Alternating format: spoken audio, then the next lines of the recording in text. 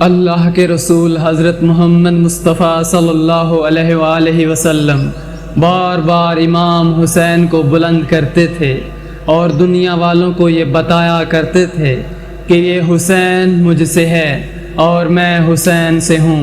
اے لوگو، اگر حسین پر کوئی مشکل وقت آ جائے اور یہ تم سے مدد طلب کرے تو اس کا ساتھ دینا، کیونکہ یہ جنت کے جوانوں کا سردار ہے، یہ میرا خون ہے، میری اولاد ہے۔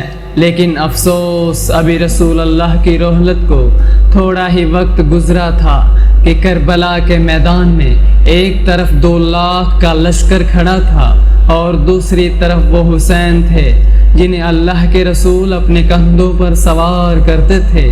امام حسین علیہ السلام اپنے نانا کی امت سے بار بار کہتے رہے، اے لوگو جو میرا راستہ روکے ہیں، جان لو میں تمہارے نبی کا نواسا ہوں۔ کیوں میرے بچوں کو پیاسا رکھا ہے؟ کیوں میرے عزیز و اقارب کو شہید کیا ہے؟ بتاؤ، کیا میں نے رسول اللہ کی شریعت میں کوئی ترمیم کی ہے؟ کسی انسان کا حق کھایا ہے؟ کسی پر ظلم کیا ہے؟ یزید کی فوج ایک آواز میں کہنے لگی، اے حسین، ہم سب تجھے تیرے بابا علی کے بغض میں قتل کر رہے ہیں تاکہ یزید ہماری جھولیاں دولت سے بھر دے۔ امام حسین علیہ السلام نے فرمایا، اے لوگو، آج جس اسلام کا علم تمہارے ہاتھوں میں ہے میرے بابا علی نے ہی بلند کیا تھا۔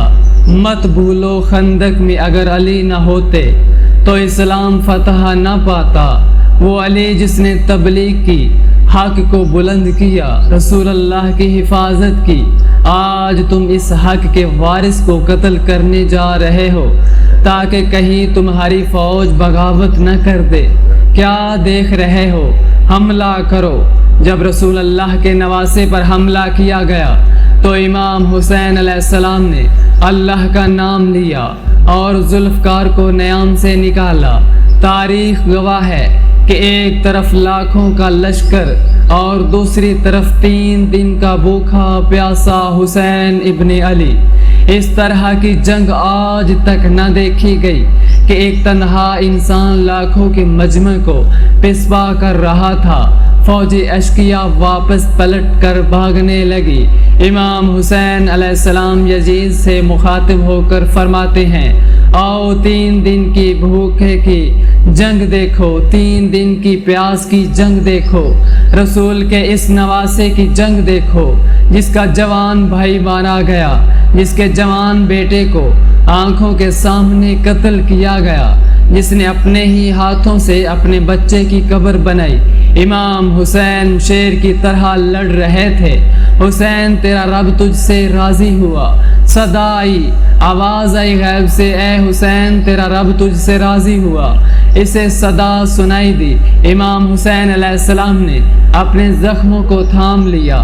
شمر کہہ رہا تھا، یہ علی کا شیر ہے، اسے موت دینا ناممکن ہے، جاؤ خیموں کو آگ لگا دو۔ کچھ ظالموں نے بیویوں کے خیموں کو آگ لگا دی اور کچھ امام حسین پر تیر برسانے لگے۔ امام حسین علیہ السلام کبھی خیموں کی طرف بڑھنے ہیں، کبھی خیموں کی طرف بڑھتے ہیں، کبھی دشمن کی فوج کی طرف جاتے ہیں۔ عمر بن سعد اور شمر نے حکم دیا کہ حسین کو چاروں طرف سے گھیر لو اور کوئی قریب نہ آئے۔ جس کے پاس جو ہتھیار تھا وہ دور سے حسین پر وار کرو۔ جس کے پاس نیزہ تھا اس نے نیزہ مارا، جس کے پاس تیر تھے وہ تیر برسا رہا تھا اور جس کے پاس پتھر تھے وہ پتھر مارنے لگا۔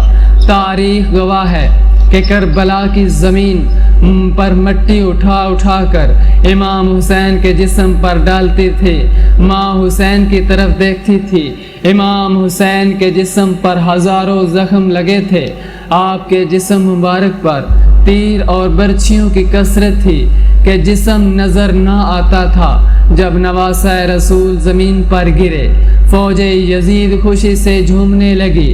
وہ گھوڑا جس پر آپ سوار تھے امام حسین کے گرد چکر کاٹنے لگا جسے اپنے آقا کو بچانے کی کوشش کر رہا ہو۔ عمر بن سعد نے کہا، اے لوگو رکو، میں نے اپنی آنکھوں سے دیکھا ہے کہ اس گھوڑے پر اللہ کے رسول سواری کرتے تھے، کہیں اس گھوڑے کو آزاد نہ پہنچے، کوئی اس گھوڑے کو نہ لگ جائے، تیر بند کر دو۔ افسوس ان لوگوں کو اس گھوڑے کا احترام معلوم تھا جس پر رسول اللہ سواری کرتے تھے، لیکن اس حسین کا احترام بھول چکے تھے جسے اپنے کندھوں پر اٹھا کر امت کو دکھاتے تھے رسول۔ امام حسین علیہ السلام کربلا کی زمین پر اپنا سر رکھ کر اللہ کا شکر ادا کر رہے تھے۔ یزید کے سپاہی امام حسین کا سر کاٹنے کے لیے قریب آتے ہیں، جو بھی قریب آتا اور حسین کے چہرے پر نظر ڈالتا تو اسی میں رسول اللہ کا چہرہ دکھائی دیتا اور چیخ کر پیچھے ہٹ جاتا۔ شمر نے کہا یہ کام مجھ سے ہی ہوگا۔ جب شمر خنجر امام حسین کے گلے پر رکھا تو دیکھا کہ امام حسین کے لب ہل رہے ہیں۔ شمر نے سوچا کہ شاید حسین بد دعا کر رہے ہوں گے۔ اس نے کان قریب کیا تو سنا کہ امام حسین اللہ کی بارگاہ میں شکر کر رہے ہیں۔ اے اللہ تیرا شکر ہے کہ اس عظیم امتحان کے لیے تو نے حسین کو چنا۔ امام حسین نے آنکھیں کھولی اور شمر سے کہا، اے شمر، کیا تو نہیں جانتا کہ میں رسول اللہ کا نواسہ ہوں، جنت کا سردار ہوں، حق پر ہوں، بے جرم ہوں؟ شمر بولا، ہاں مجھے معلوم ہے۔ امام نے فرمایا، پھر مجھے کیوں قتل کر رہے ہو؟ شمر بولا، تاکہ یزید میری جھولی دولت سے بھر دے۔ یہ کہتے ہوئے شمر امام حسین کا گلا کاٹنے لگا اور فوج یزید خوشی سے چیختی رہی۔ امام حسین کے سر کو نیزے پر بلند کر دیا گیا۔ بی بی سکینہ کو تماچے مارے گئے۔ رسول اللہ کی نواسیوں کے سروں سے چادر چھین لی گئی۔ امام حسین کے جسم کو لوٹا جانے لگا۔ تاریخ میں لکھا ہے کہ امام حسین کے جسم پر جو چیزیں تھیں سب چھین لی گئی۔ ایک شخص آیا اور امام حسین کی انگوٹھی اتارنے لگا، جب نہ اتری تو انگلی کاٹ کر لے گیا۔ آپ کے جسم مبارک کو رسیوں سے باندھ کر کربلا کی زمین پر گھسیٹا گیا۔ شمر اور اس کے ساتھی لاشوں کا ایسا حشر کر رہے تھے کہ رہتی دنیا تک کوئی یزید کے خلاف آواز نہ اٹھا سکے۔ سب کے جسم سے سر کاٹ لیے گئے۔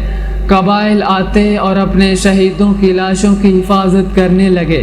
کسی نے کہا ہم علی اکبر کا جنازہ پامال ہونے نہ دیں گے، کسی نے کہا ہم علی اصغر کے جنازے کی حفاظت کریں گے۔